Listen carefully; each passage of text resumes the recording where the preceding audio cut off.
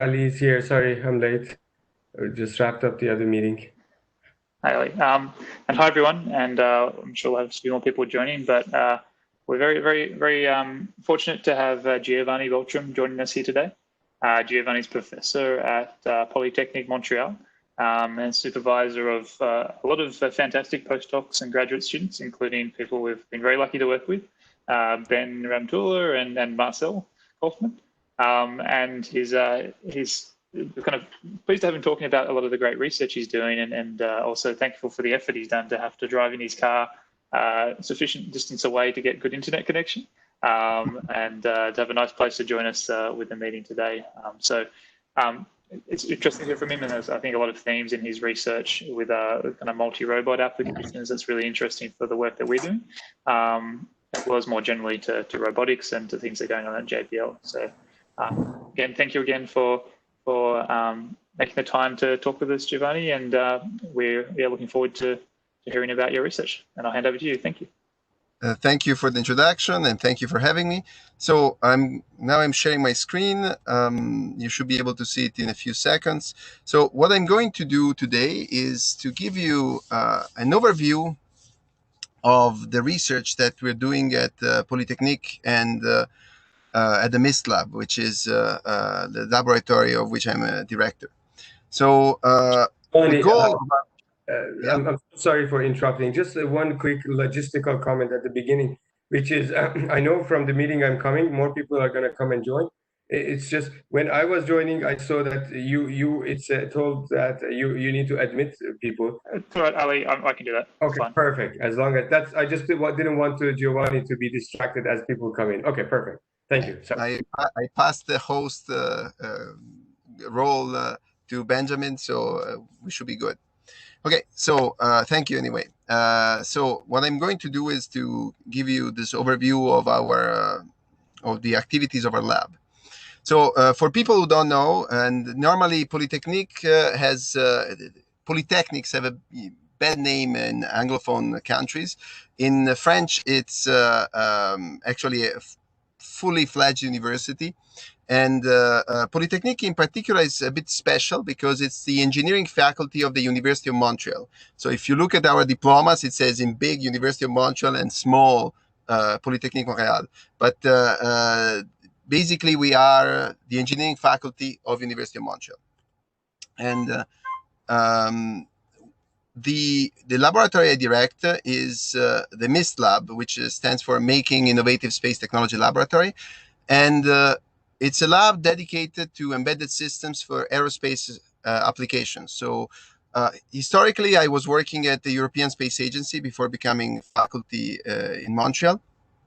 And I kept this sort of this connection with space. And we do a lot of things between modeling and simulation, analysis, fault tolerance, robotics. We'll see in the rest of the presentation. The lab is medium size, I would say, tending to a large lab. We have at the moment 3 postdocs. We had 6 until recently, but we're hiring more in the near future. 8 PhD students, 4 master students, and 4 to 6 interns at every given time. Clearly, the COVID situation has reduced the number of interns to 0 at the moment, but it will come back up. We are funded by basically all the public agencies in Canada and by CSA and ESA and some industry. What do we do? Well, our main focus is intelligent embedded systems. And we can see 3 different categories of research that we do. We work on architecture, meaning that how to structure these intelligent embedded systems so that they are reliable, predictable, and reconfigurable. We have a section of our lab that works on methodology, verification, simulation, exploration, and the core of the lab that works on robotics, and we are interested in software engineering for robotics, communication, coordination, and programming. You can see here a picture of some people in the lab. You can probably recognize Marcel and Benjamin. We were at ICRA last year. We have not a super large lab, but we have quite some equipment. We have 6 matrix DJI matrix 100. We are purchasing a few 3 rovers and 3 Matrix 300. We have smaller robots like the Keperas. We have the Zuits, which are the size of a sushi roll. We have kilobots. We have boards, tools, etc. OptiTrack. We have all the equipment to perform robotics research. Now, our lab is mostly interested in what we call swarm robotics. What is swarm robotics? You're probably familiar with the term, but just to give you an idea, swarm robotics comes from the swarm intelligence. In practice, it's the engineering of swarm intelligence. Swarm intelligence is something you probably have heard about, and it happens in nature quite often. You have a bunch of, as I say, stupid things that when they get together, they do something that is very clever. You can see it with bees, flocks of birds, schools of fish, ants that can form bridges. All these acts are very impressive for something with a very small brain. So we have this very small intelligent systems that acting together, they can create something more complex. And we would like to replicate this in our engineering system. The reason is that these natural swarm intelligence systems have very interesting properties. They are incredibly efficient. Ants have minimal power requirements, and they do some very impressive computation. They are very robust. If you squash ants left and right, unless you pass a critical level, the swarm keeps working. They are very parallel. They can do things at the same time without having a central intelligence that's coordinating or orchestrating. And they are incredibly adaptable. You can take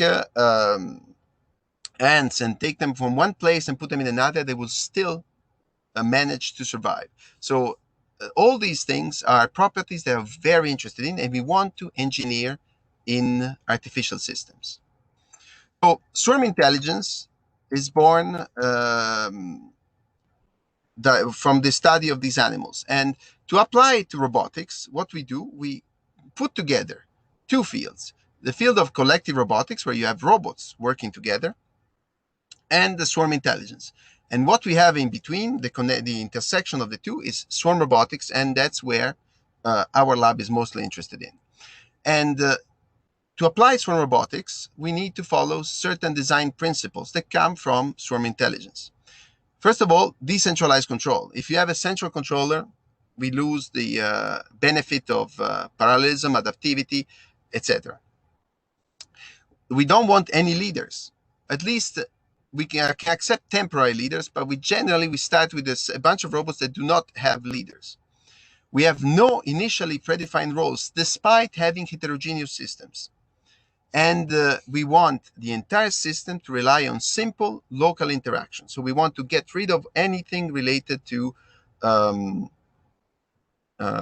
centralized intelligence, communication, and global communication. So why do we want to do this? Because with these characteristics, we can have multiple applications. You're interested in probably space exploration, construction, exploration, nanomedicine, search and rescue. All these things have potential applications of these very effective systems that may work without a communication infrastructure, without a centralized system, without a cloud. Our vision for the future is something like this. Okay, I know that this is clearly Photoshop. Before somebody says, okay, this is not real, it is not real. But what we would like to see is something like this: planetary exploration by large group of robots. Seeing this picture, you might say, hey, I have seen something like this before. And in particular, if you see this this video from the Winter Olympics in South Korea, you have the thousands of drones flying together and forming pictures with lights.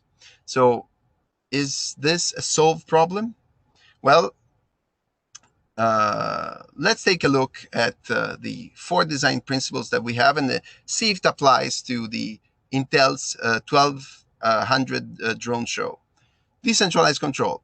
No, everything was central planner. They have a giant computer that performs the planning of all the robots. No leaders. There's a ground station that controls everything and tells each robot what they have to do. And each robot knows its path and nothing else. So we have that all activity is scripted and each robot has its own role.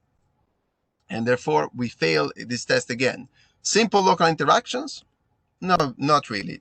The trajectories are GPS based and there's basically no sensing in these robots.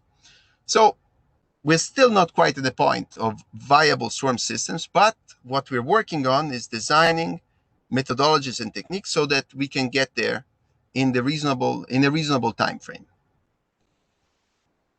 Why designing a swarm system is complex, and why don't we have swarm systems that are everywhere in a real life?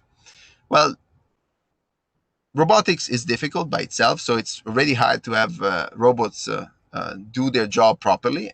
We have now some really good examples where we have drones that can follow you. We have industrial robots that work. We have the robot delivery. We start to have self-driving cars, but we're still not there to a swarm. And the reason is that there's a dichotomy. There's what we call the global to local problem. For a human, for a designer of a swarm system, it's possible, conceivable, not necessarily easy, but to define requirements at the swarm level. So to say what we want the swarm to do. However, the implementation has to be on discrete robots that are separate and they have their own requirements, their own code. So the difficult part in designing a swarm system is actually connecting these requirements to the implementation on the specific robots. It's easier for a human to give the requirements to specific robots, to design the code for each robot and make them work together, in principle, than to do this connection. So how can we write code? How can we describe this swarm behaviors? How can we implement this into real robots? We need, first of all, to choose a language. And this language has to have some important features. It has to be composable, meaning that if you take multiple modules, multiple functionalities, you put them together, you have a system that still works. It has to be predictable, meaning that if I write a piece of code, this code, I should know what will happen in the robots. This is very difficult if you consider the property of emergence. So when we have very simple controllers that, when put together, work to do something more complex. So this predictability is something that we really need. And we want also support for heterogeneous swarms. So what you're probably used to now is what we call robot-oriented programming. So you focus on individual robots and their interactions. And this is usually what's done with ROS. Programming is in C, C++, Python, JavaScript, whatever. The idea is that you write the code so that one robot can do its job and communicate with the others. And that is great if you want to have maximum level of control on what the robot is doing. But once you start to scale up, you have 2 robots, you have 3 robots, you have 100 robots, you have 1,000 robots, then it becomes overwhelming. You have a lot of detail and you're focusing on one single robot. So it becomes extremely difficult, not impossible, but extremely difficult to have this scale up to the swarm level. In literature, we find also some opposing paradigm, which is the spatial computing or computational fields, where instead of focusing on the robots, they focus on the entire swarm. So the swarm is actually encoded as a spatially continuous entity. And each point of this, you have a sort of continuous that is discretized into points that represent the robots.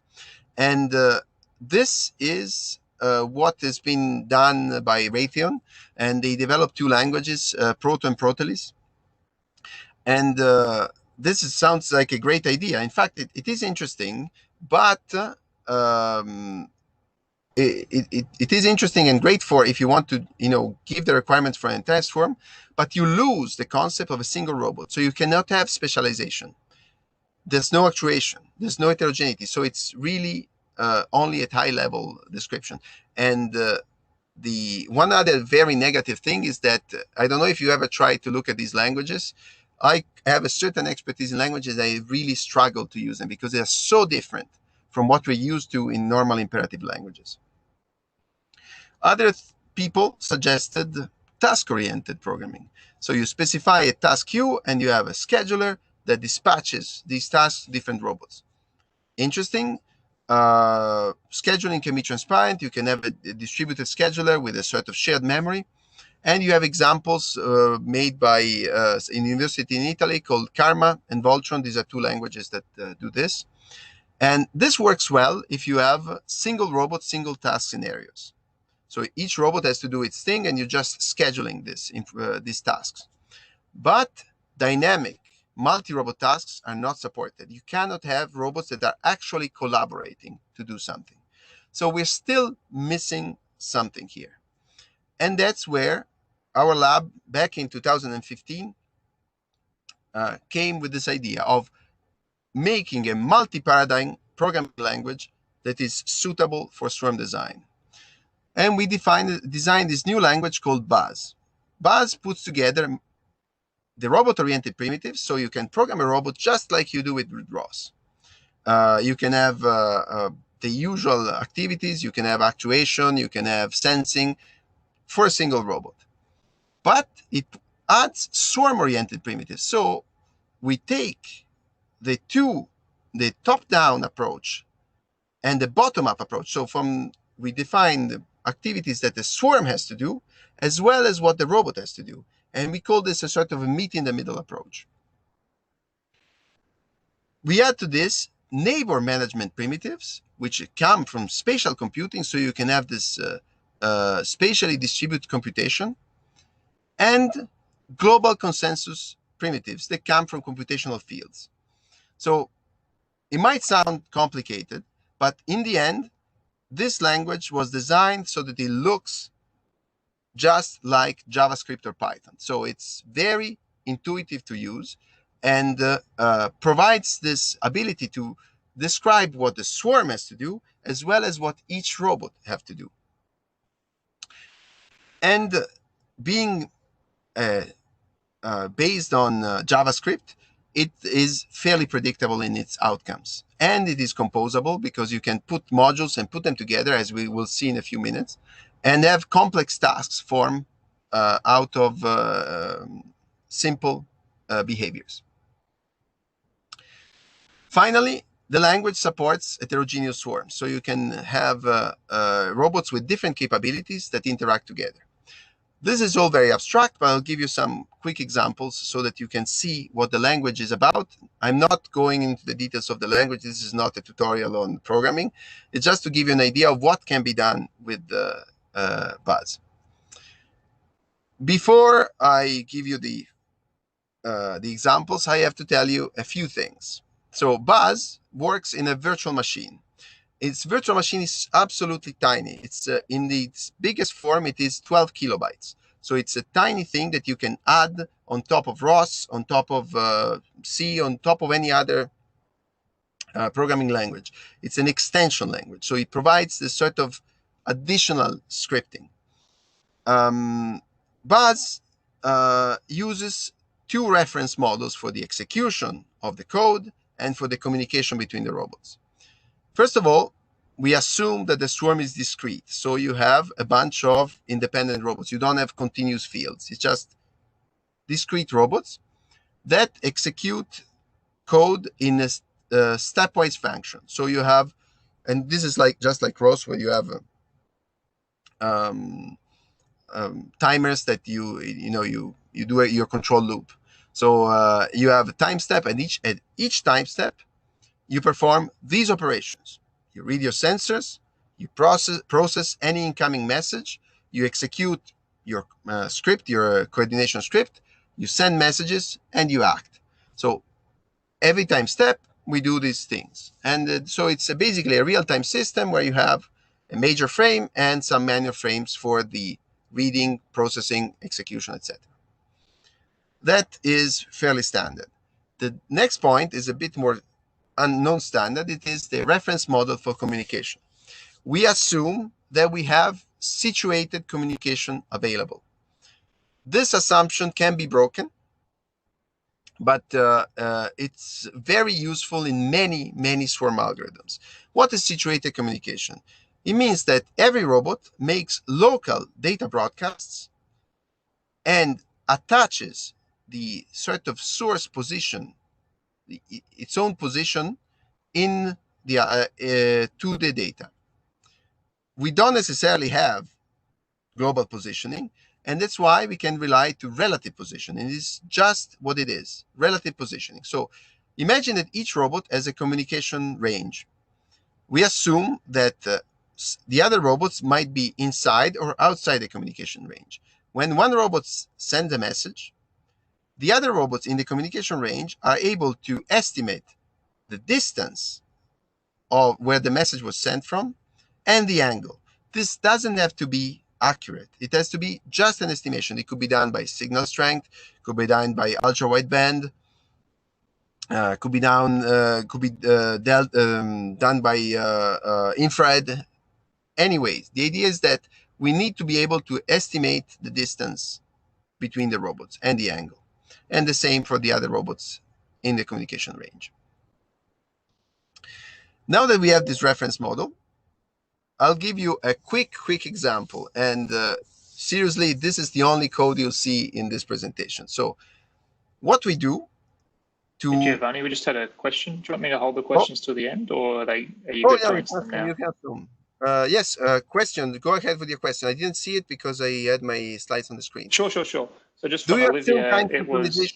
The question is, do you assume time synchronization between robots? The answer is depends. Normally, no. We don't assume synchronization by default.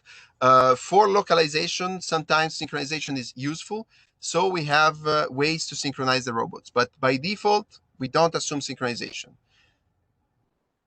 And normally this is the case because in any case, you have time step execution. So in the worst case, if you send a message, it will go to the next time step. So even if you're not synchronized, it's not a big deal. And so no synchronization by default. For localization, yes, sometimes we do synchronization. And if you want, we can discuss this later. So how do we create a swarm? How do we have these robots do something? So what we do, we create a swarm with this simple keyword that you can see here, S equals swarm create with an ID. And at the beginning, a swarm is empty. And then what we can do, we can select robots to become part of the swarm. And that can be any predicate. In this case, we use the ID of the robots. We create a swarm that takes the even numbers of the robots. So if you have 4 robots here, 1, 2, 3, 4, 2 and 4 will belong to the swarm. And then we can assign a task to the swarm by doing this s.exec function. The interesting thing is that we can assign multiple tasks to a swarm. We can change the swarms dynamically. We can assign tasks based on the capabilities of the robots. So with this structure, we can have what we call swarm-oriented programming. We can have a bunch of robots with different capabilities. For example, here we have flying robots, wheeled robots with a manipulator, and assign tasks based on their capabilities. You belong to the swarm flying robots if you have the ability fly, and then you get assigned the task T3. If you have no manipulators, you get assigned the task T1. If you have a manipulator, you get assigned the task T2. This is very powerful, especially when you combine the tasks.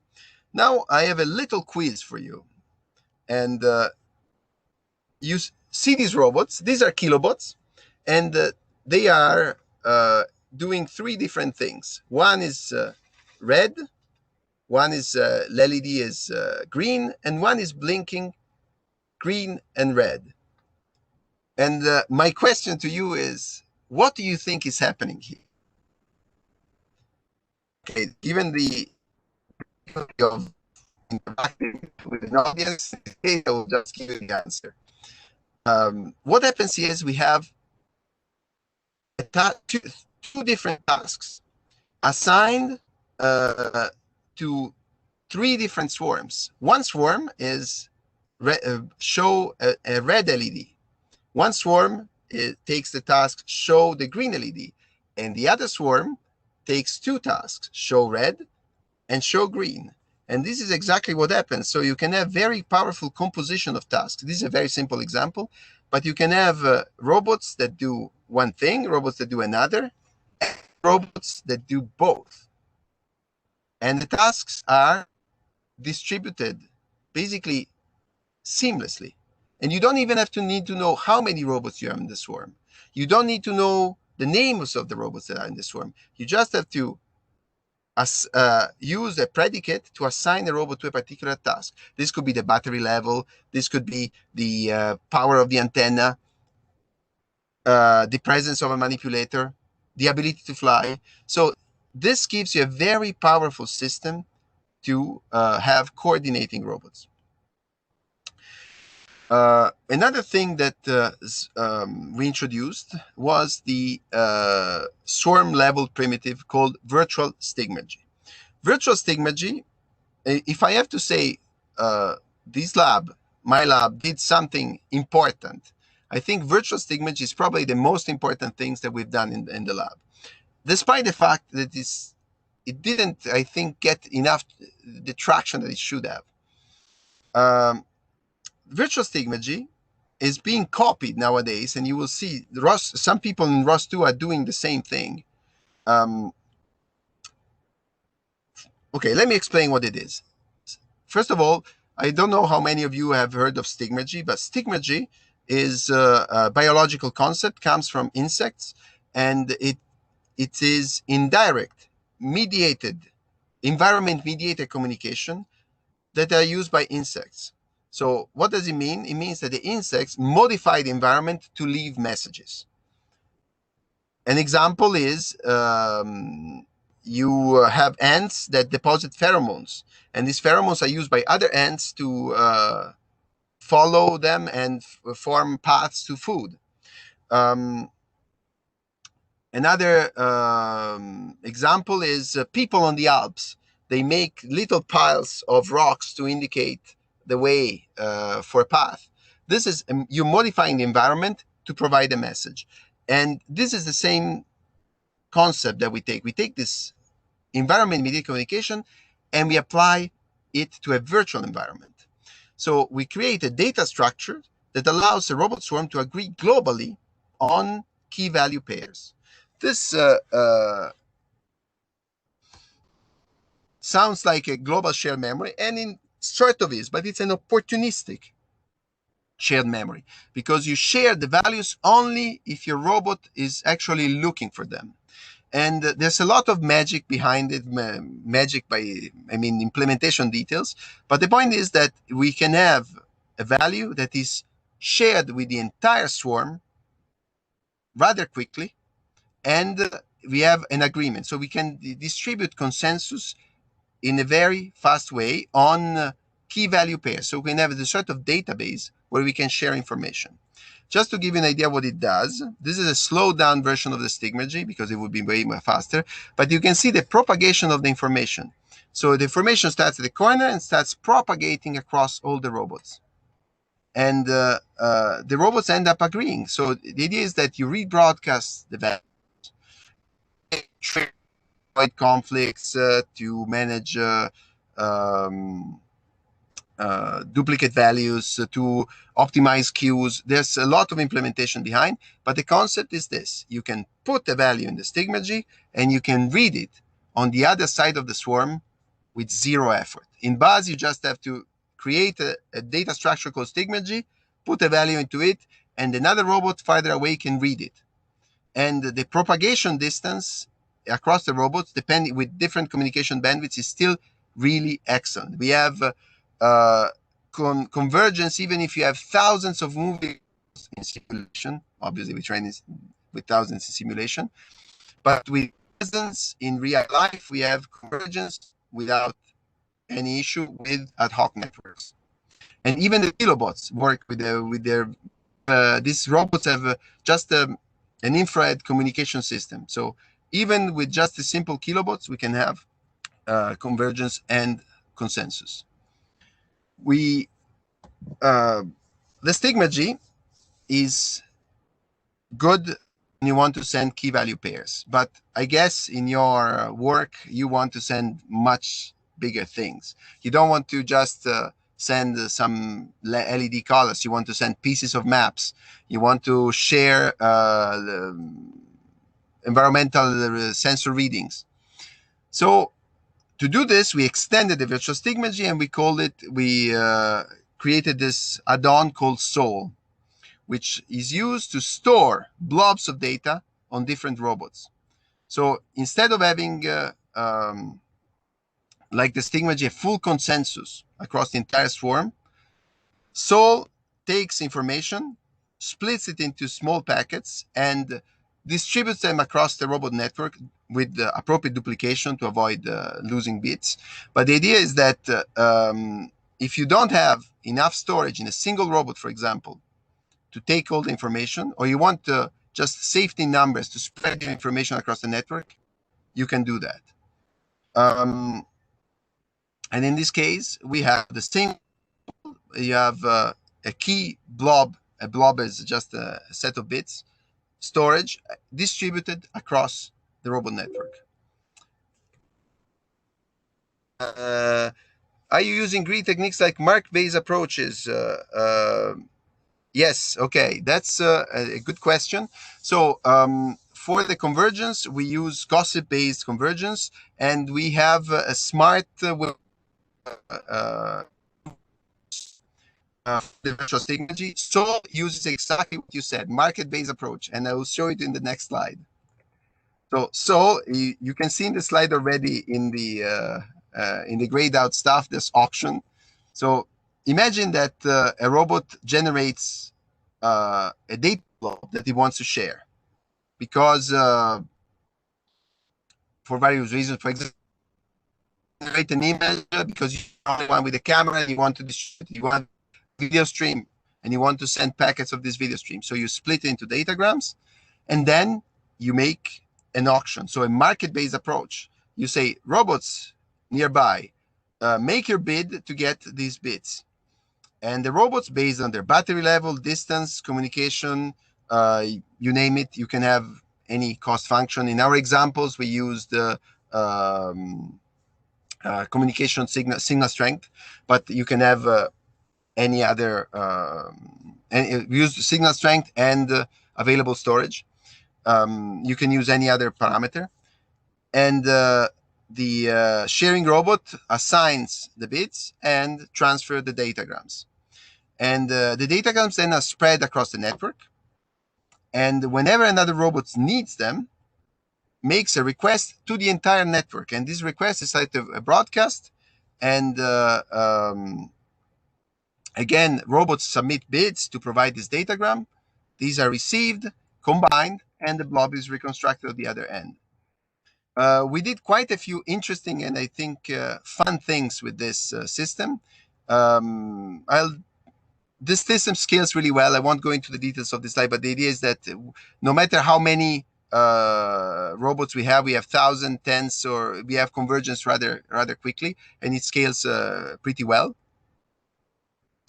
But what I wanted to show you is something fun that we have done with this. So one thing that we did was, okay, now we have this capability. What fun thing can we do? Imagine that you have a bunch of robots that are working together. And suddenly one of these robots has a problem at the motor or is out of batteries. But you want to continue the work together. Suppose that they are carrying a load together. What happens is that you can take the entire state of the robot, the state of the bus virtual machine, and split it into bits and make a backup of the robots. And the robot then can now be left, pushed away, can remove itself from the collective, and another robot can join in and restart exactly at the same state in which the other robot was.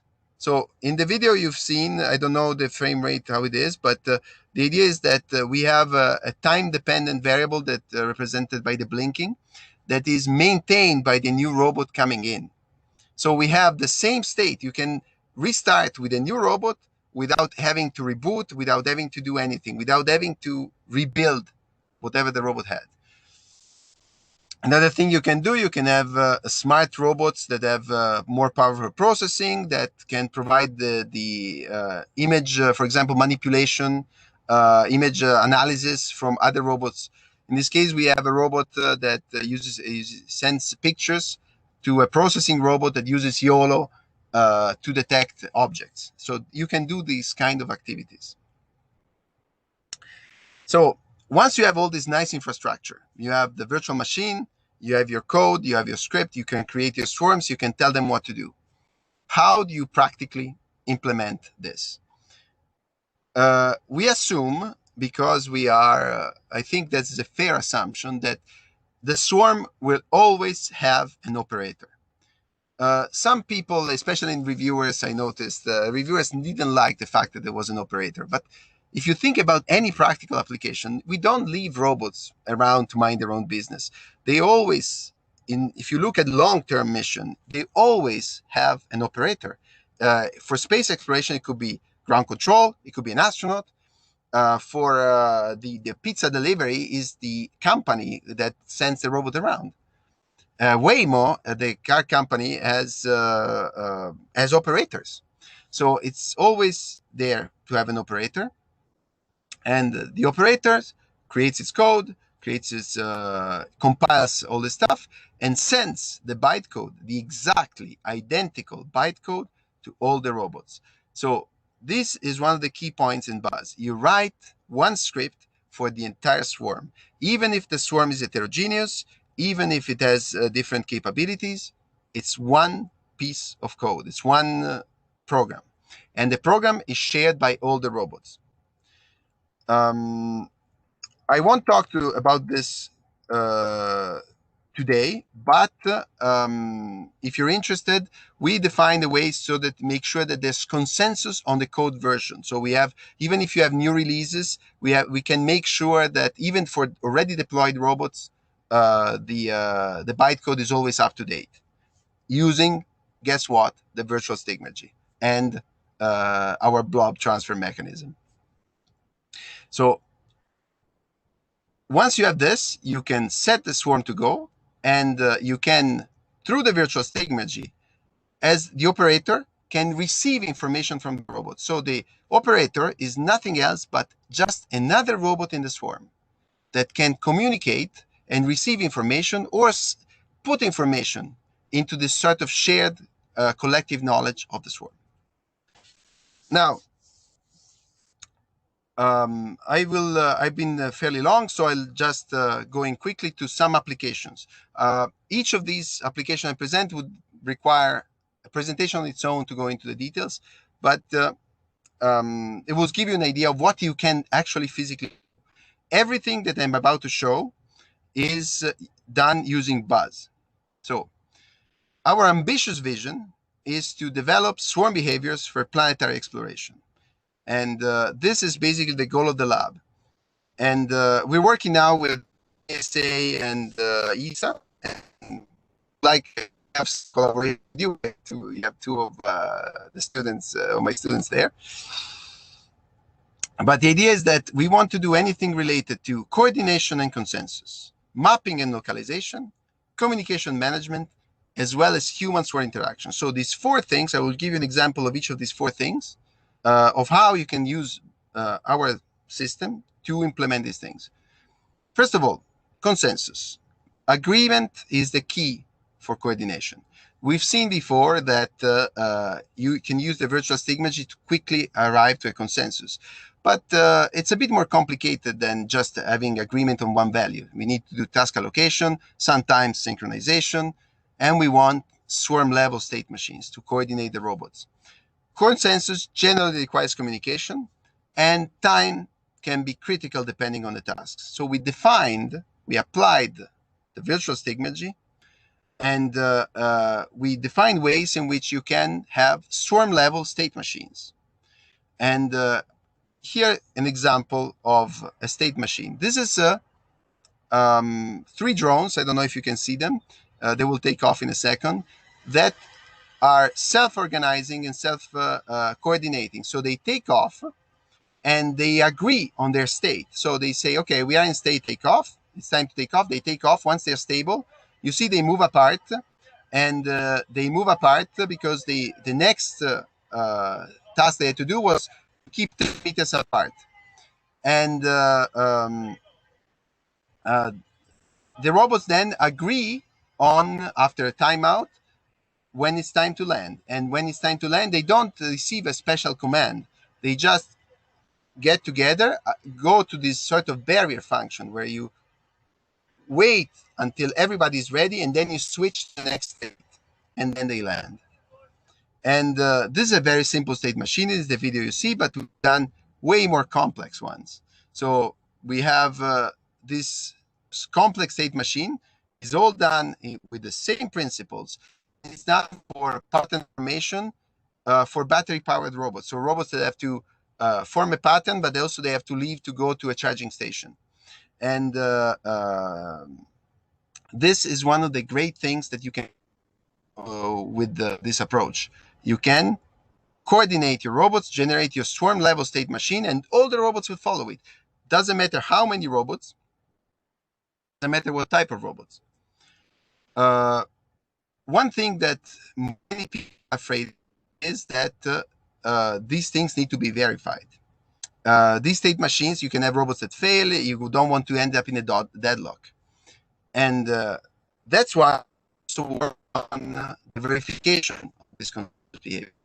We have some probability model, and we use the statistical model checking to probabilistically, because with failures and communication, you never know what might happen. We can evaluate the robustness of consensus-based behavior.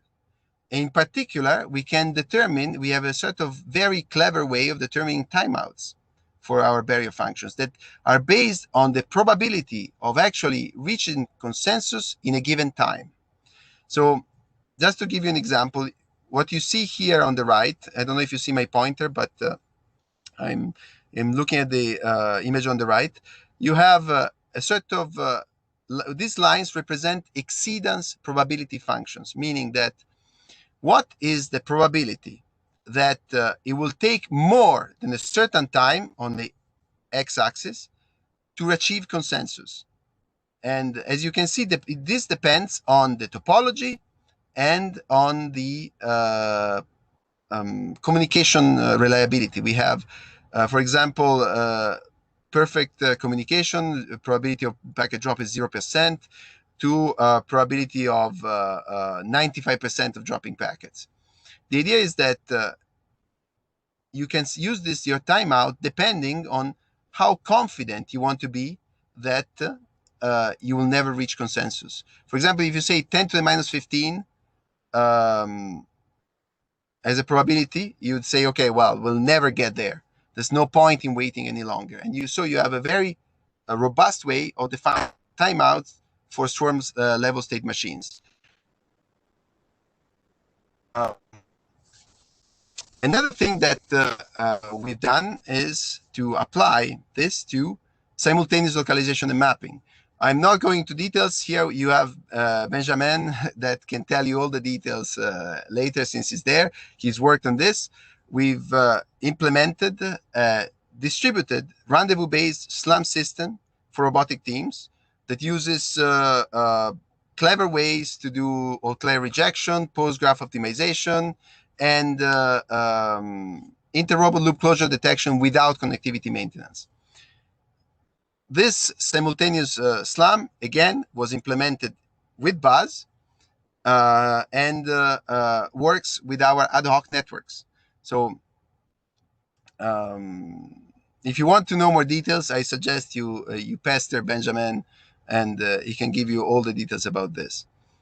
We also done, and something that might be of interest to you, communication management. What is it? Imagine that you have a cluster of robots that have limited communication range, and you're in a cave, in a complex environment, and you want them to explore, visit some targets. They could be at the end, say, okay, go to until you can't go any further in the cave, while staying connected to an operator. How do you do that? Well, our solution is to build a chain of robots toward the target. And this chain can have multiple links, so you can have redundant links as well.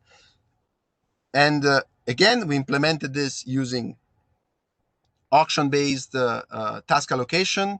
We did it with the virtual stigmergy for consensus, and we made it in such a way that it's fault tolerant. So even if robot fails, we can still rebuild the chain.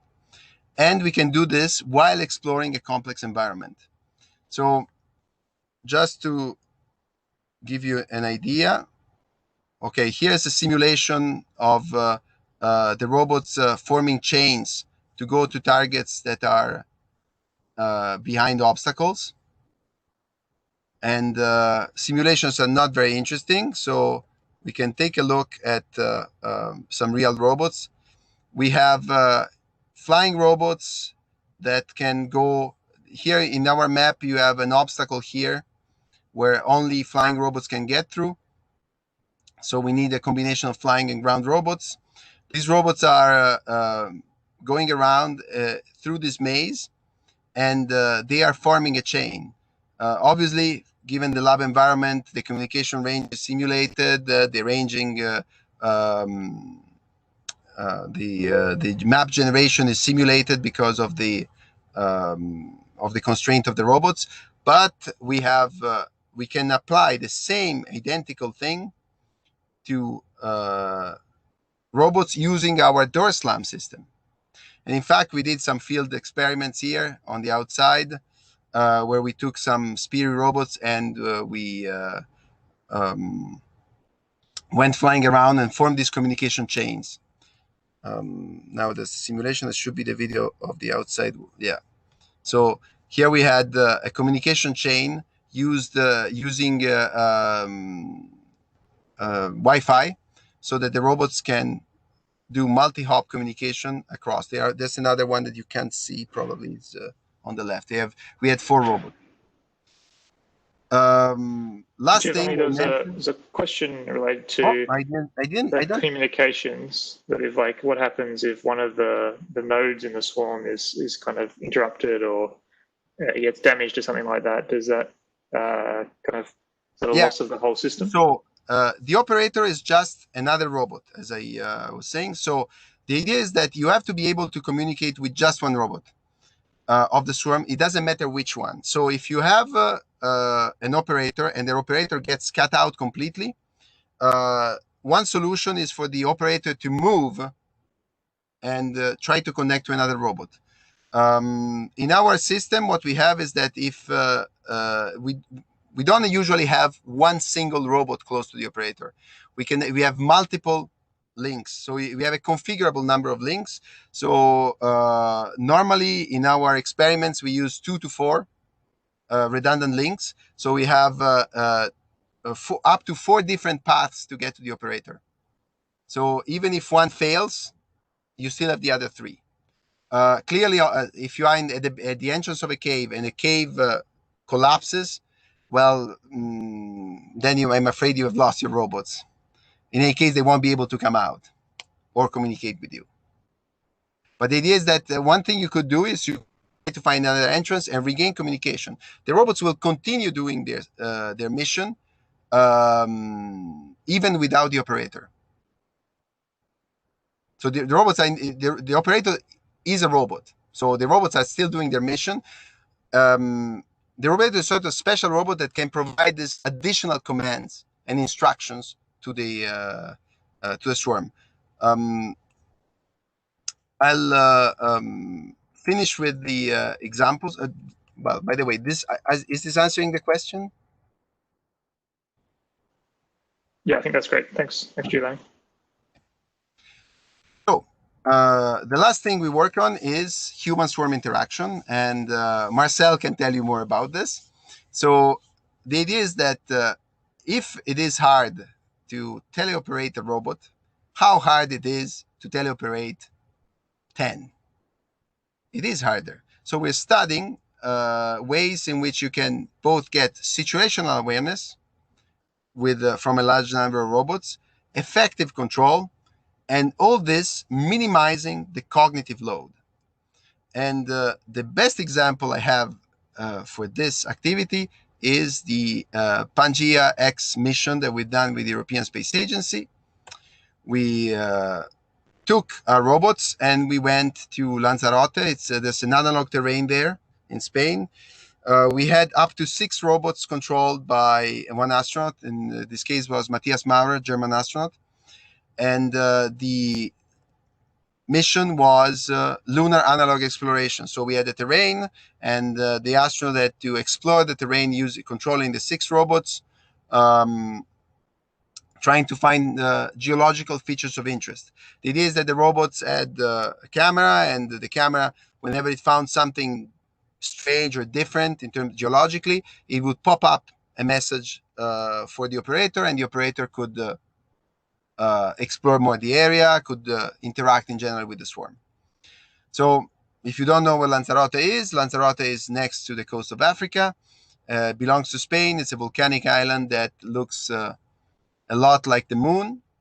And what you see there in the middle is Matthias Maurer and the other Spanish guy. Nobody remembers his name. I'm so ashamed, but he's another astronaut, Spanish.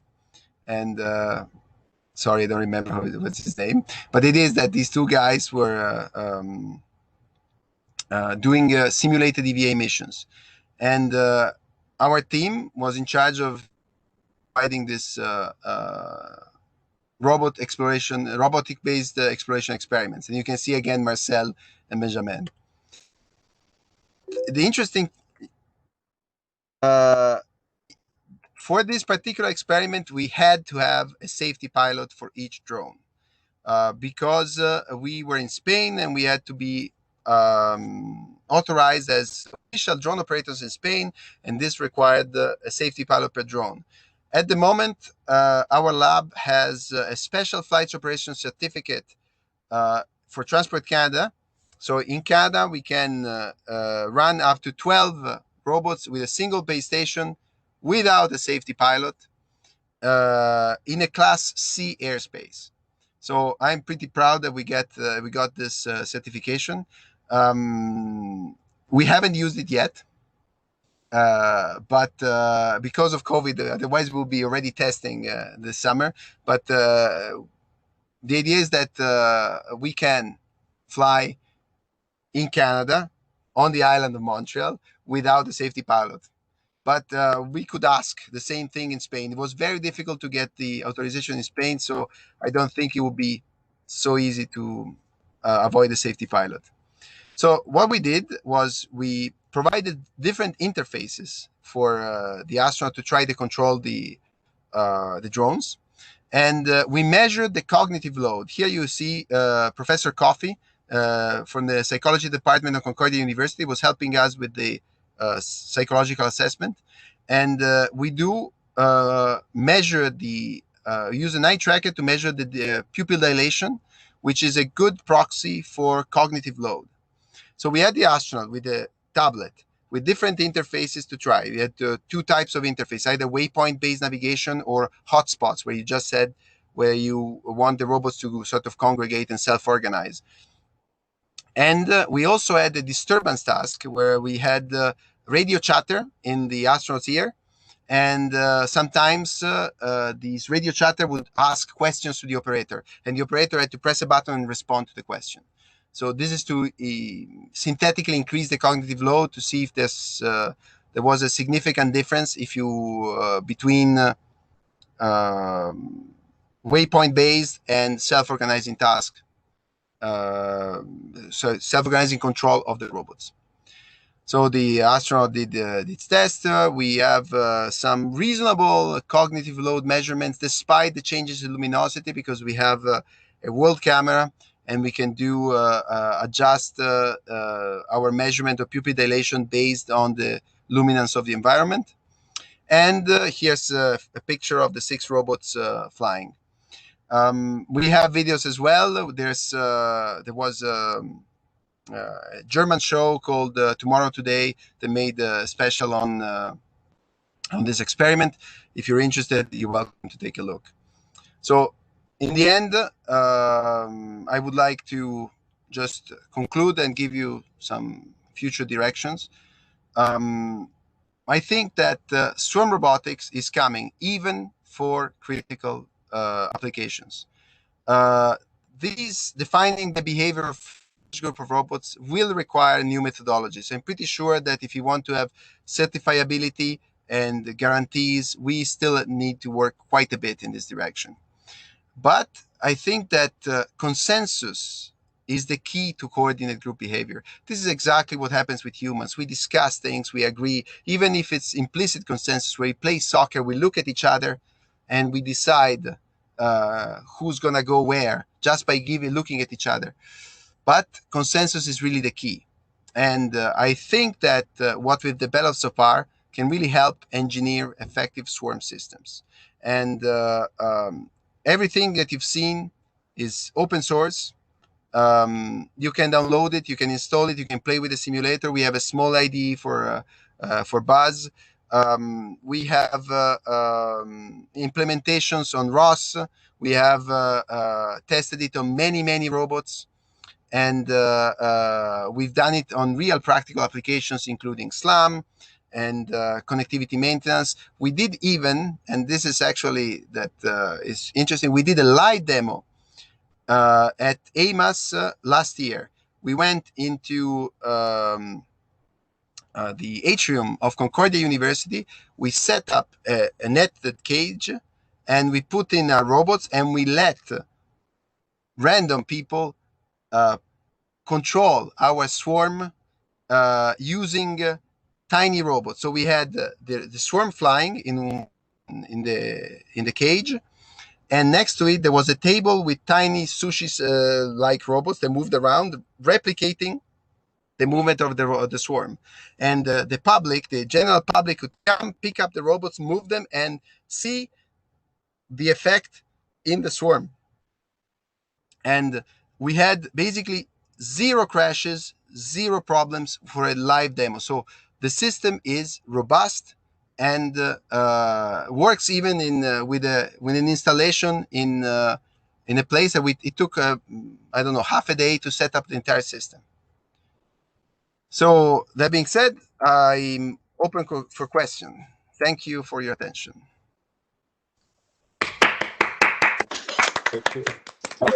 So, Ben, sorry, I'll start really quick because I have to run for a different meeting. Mine is not a question because I have too many questions. I just will go with a comment that thank you, Giovanni. I think at least I personally learned a lot. I really enjoyed the kind of the principled perspective that you're developing towards these problems that are traditionally so complex that people just give up usually on principled approaches and just come up with some heuristics and execute it. So I really like that you're trying to kind of wrap a very principled framework around it, and it's highly relevant to what we do.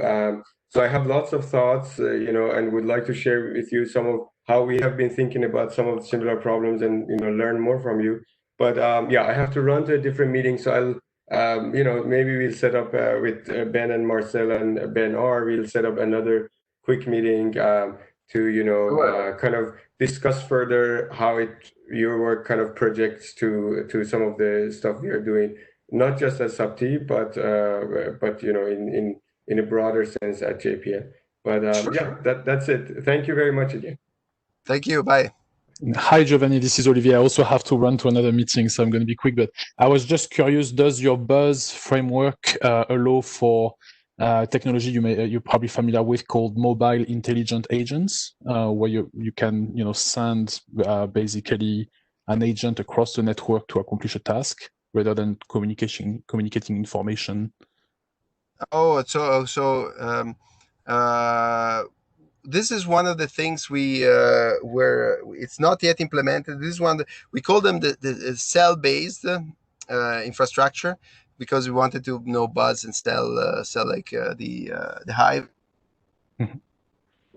We're designing at the beginning of Buzz. It is that we can have this sort of pieces of code that get sent around the network, and this piece of code can represent an agent. So this is something that at the moment we just have consensus for the full code, but one thing it was designed for was actually to do what you're just saying. So send agents around in cells, executable cells. That's great. Thank you. And it's not yet implemented though. We will, once I find a good student with good software engineering background, I'll implement that. That sounds great. Thank you. Great. So probably have time for at least maybe one more question if someone has one. Oh, there's another. What psychophysical theory baseline you're framing for your control work on?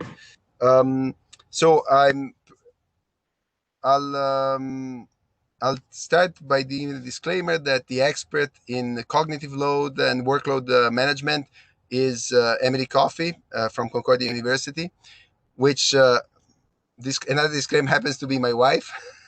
So we have a sort of tight collaboration.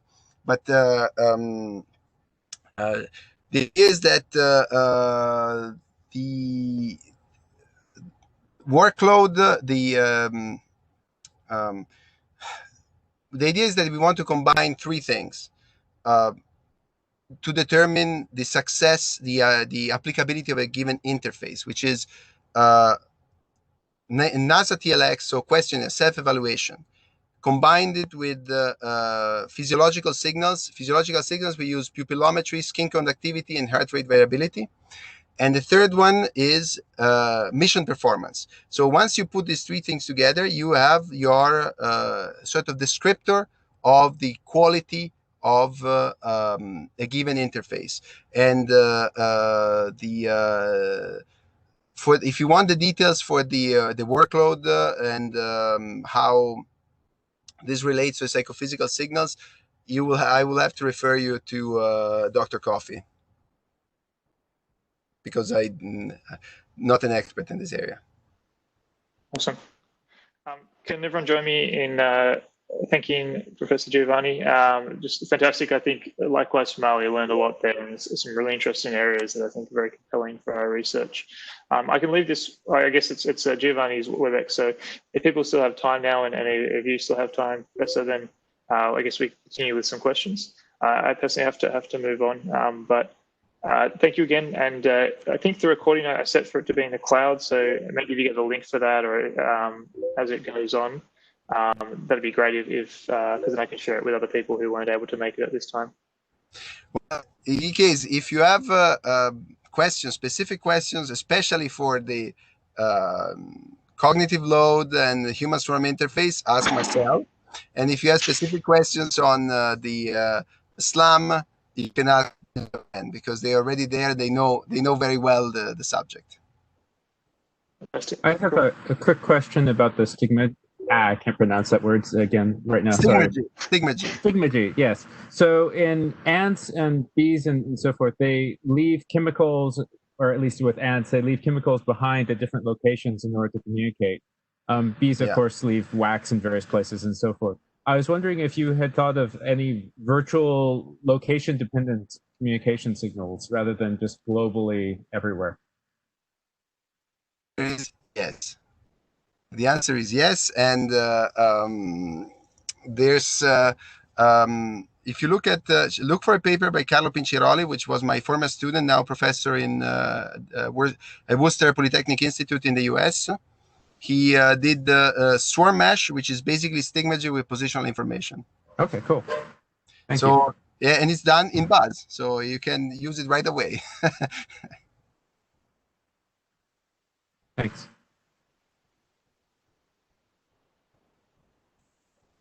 All right, fantastic. I'll have to hop offline now. Thank you again, and yeah, if people have colleagues that I think would like to hear this, then we'll get the recording to them. Okay, thank you. See ya. Bye-bye.